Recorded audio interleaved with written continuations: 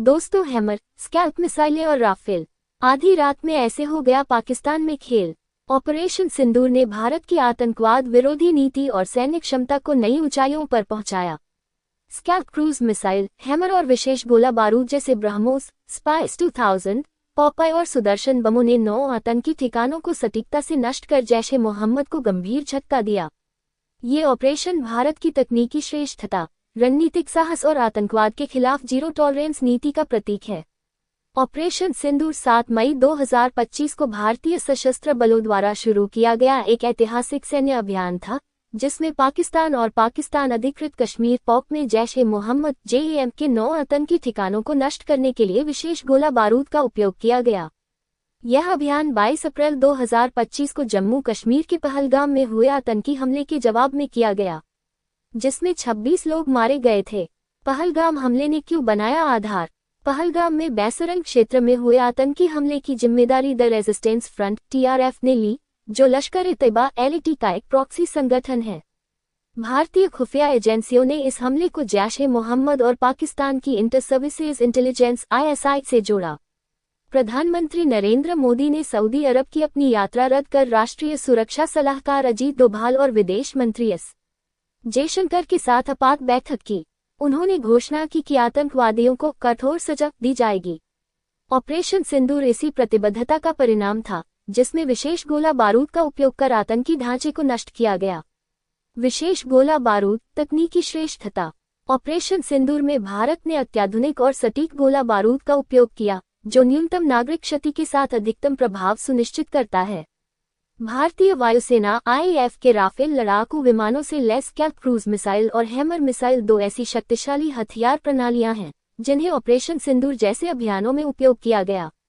Scalp cruise missile. Scalp cruise missile, जिसे Britain में storm shadow के नाम से जाना जाता है, एक फ्रांसीसी ब्रिटिश लंबी दूरी की, कम दृश्यता वाली हवा से जमीन पर मार करने वाली क्रूज मिसाइल है। इसे यूरोपीय रक्षा कंपनी MBDA द्वारा निर्मित किया गया है। ये भारत के 36 राफेल जेट्स का हिस्सा है।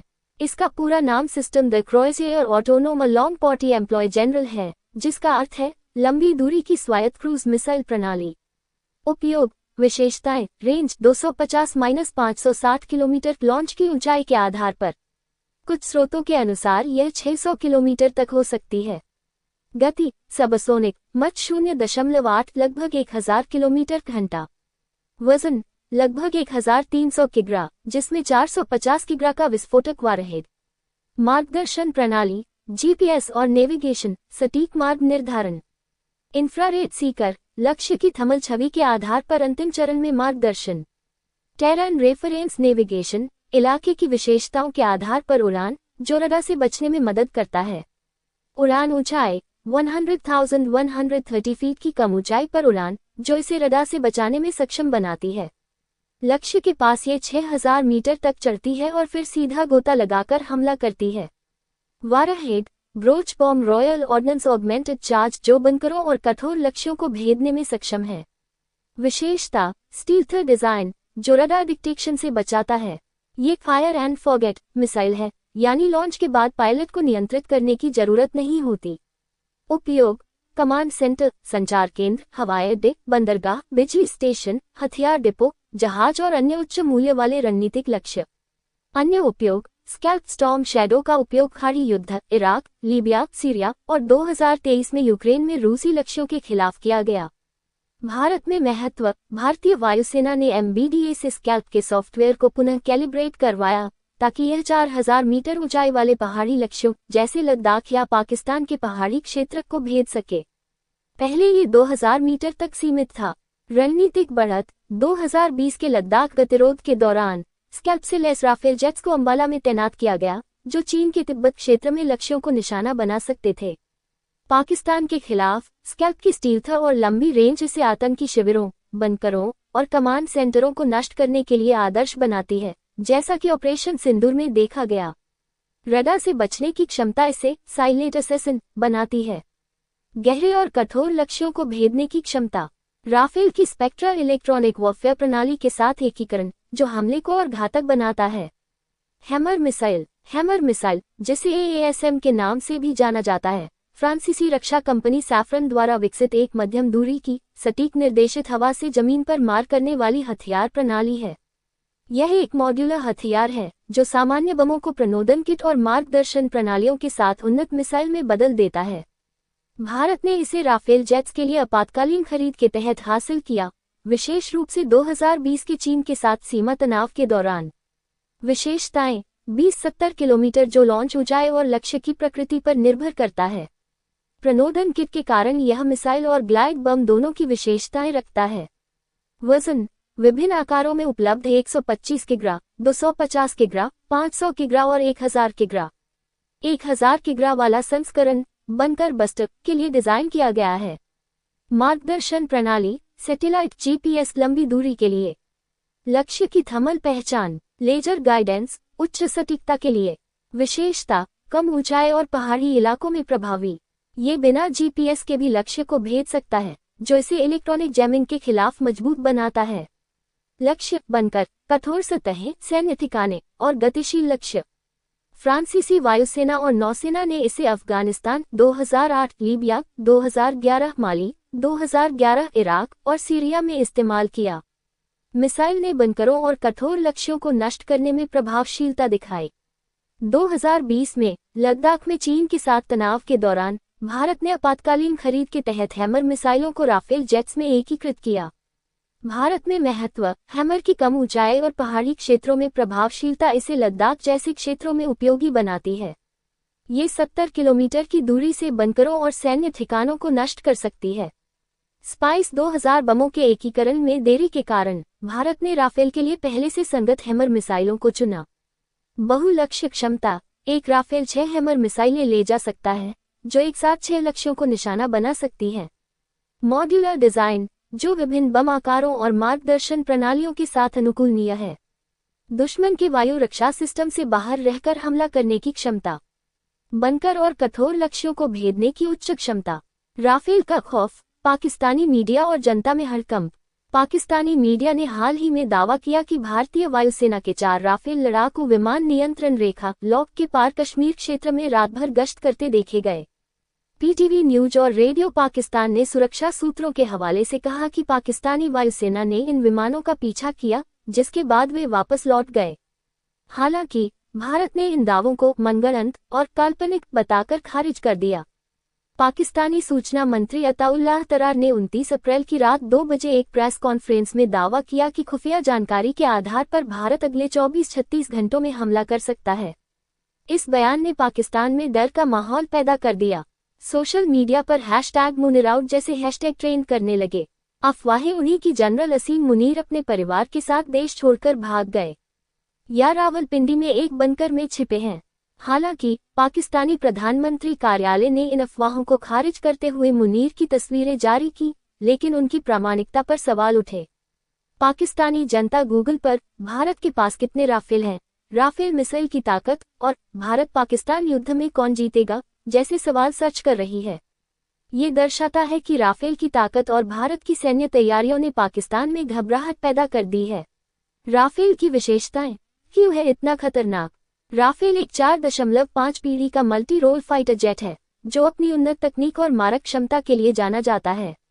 इसकी कुछ प्रमुख विशेषताएं: गति और रेंज: राफेल एम की गति 2202 किलोमीटर घंटा है, जो पाकिस्तान के JF-17 1910 किलोमीटर घंटा और J-10C 2100 किलोमीटर घंटा से अधिक है। इसकी रेंज 3700 किलोमीटर है, जो इसे लंबी दूरी के मिशनों के लिए उपयुक्त बनाती है। हथियार: इसमें 30 mm auto cannon gun, 14 hot points और मैक्ट्योर 300 किलोमीटर रेंज व स्कैल्प मिसाइलें हैं। ये हवा से जमीन और जहाज रोधी मिसाइलों से लैस है। ऐसा रडार: इसका active electronically scanned array radar लंबी दूरी तक लक्ष्य को ट्रैक कर सकता है।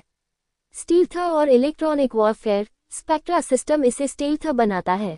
ये हवा में रिफ्यूलिंग के जरिए अपनी रेंज बढ़ा सकता है। नौसैनिक क्षमता: राफेल एम विमानवाहक पोतों से संचालित होने के लिए डिजाइन किया गया है, जो इसे समुद्री युद्ध में खतरनाक बनाता है। पाकिस्तान के पास ज्यादातर चीनी मूल के फाइटर जेट J-17, J-10 और पुराने F-16 हैं, जो राफेल की तुलना में कमजोर हैं। इसके अलावा पाकिस्तान का HQ-9 वायु रक्षा सिस्टम भारत की S-400 प्रणाली और ब्रह्मोस मिसाइलों के सामने अप्रभावी साबित हुआ है। विशेष हथियारों का इस्तेमाल। BrahMos supersonic cruise missile. विशेषताएं: 3.5 मैक की गति, 4,06,000 किलोमीटर की रेंज और सटीक लक्ष्य भेदन।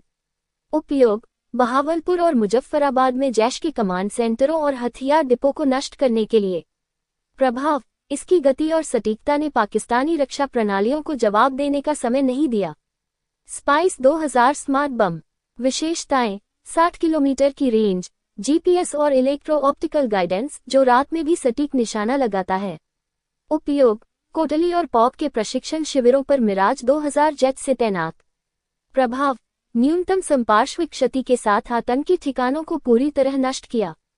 पॉपाई प्रेसिजन गाइडेड मिसाइल। विशेषताएं: 78 किलोमीटर की रेंज, रियल टाइम लक्ष्य समायोजन। उपयोग: रावलपिंडी के पास जैश के हथियार भंडारों को निशाना बनाया। प्रभाव: गहरे और सुरक्षित ठिकानों को भेदने में सक्षम। स्वदेशी लेजर गाइडेड बम सुदर्शन। विशेषताएं: DRDO द्वारा विकसित 1000 किग्रा विस्फोटक क्षमता। उपयोग: मुरिदके में लश्कर-ए-तैयबा के सहायक ठिकानों पर। प्रभाव: भारत की स्वदेशी तकनीक का प्रदर्शन, लागत प्रभावी और सटीक। Drone launched micro munitions. Heron drone से तैनात छोटे, सटीक विस्फोटक। छोटे लेकिन महत्वपूर्ण लक्ष्यों, जैसे आतंकी कमांडरों के ठिकानों को नष्ट करने के लिए। कम दृश्यता और उच्च गतिशीलता के कारण पाकिस्तानी रडार से बचाव। इन गोला बारूद की खासियत थी उनकी स्टैंड ऑफ क्षमता, जिसने भारतीय विमानों को पाकिस्तानी हवाई क्षेत्र में प्रवेश किए बिना हमले करने की अनुमति दी। ये रणनीति 2019 के बालाकोट हमले से प्रेरित थी, लेकिन अधिक उन्नत और व्यापक थी। हमले की रणनीति और निष्पादन। ऑपरेशन सिंदूर को भारतीय वायुसेना IF और सेना ने संयुक्त रूप से अंजाम दिया। ये 7 मई 2025 की देर रात 1:30 बजे शुरू हुआ और लगभग 30 मिनट तक चला। प्रमुख पहलू निम्नलिखित थे। लक्षित ठिकाने: पाकिस्तान, बहावलपुर, जैम मुख्यालय कोटली, रावलपिंडी और अन्य क्षेत्रों में 5 ठिकाने। पॉप, मुजफ्फराबाद, मुरिदके और अन्य क्षेत्रों में 4 ठिकाने। गहराई: हमले 150 किलोमीटर तक पाकिस्तानी क्षेत्र में गए, जो भारत की गहरी हड़ताल क्षमता को दर्शाता है। रणनीतिक चालबाजी। Decoy operation. 4 सुखोई 30 MKI विमानों को जोधपुर से बहावलपुर की ओर भेजा गया, जिसने पाकिस्तानी वायुसेना पफ को दक्षिण की ओर खींच लिया। आश्चर्यजनक हमला। रात के समय और कम ऊंचाई पर उड़ान भरकर भारतीय विमानों ने पाकिस्तानी रडार को चकमा दिया। नागरिक सुरक्षा। हमलों को गैर सैन्य लक्ष्यों तक सीमित रखा गया, जैसे प्रशिक्षण शिविर, हथियार डिपो और कमांड सेंटर। खुफिया समन्वय। ROIB और NTRO ने सैटेलाइट इमेजरी, ड्रोन निगरानी और मानव खुफिया जानकारी के आधार पर ठिकानों की पुष्टि की। सूत्रों के अनुसार मौलाना यूसुफ अजहर मसूद अजहर का साला बहावलपुर शिविर का नेतृत्व कर रहा था। तकनीकी सहायता। नेट्रा और फाल्कन अवाक्स, रियल टाइम हवाई निगरानी और समन्वय। Evolution Il-78 mid air refuelling के लिए।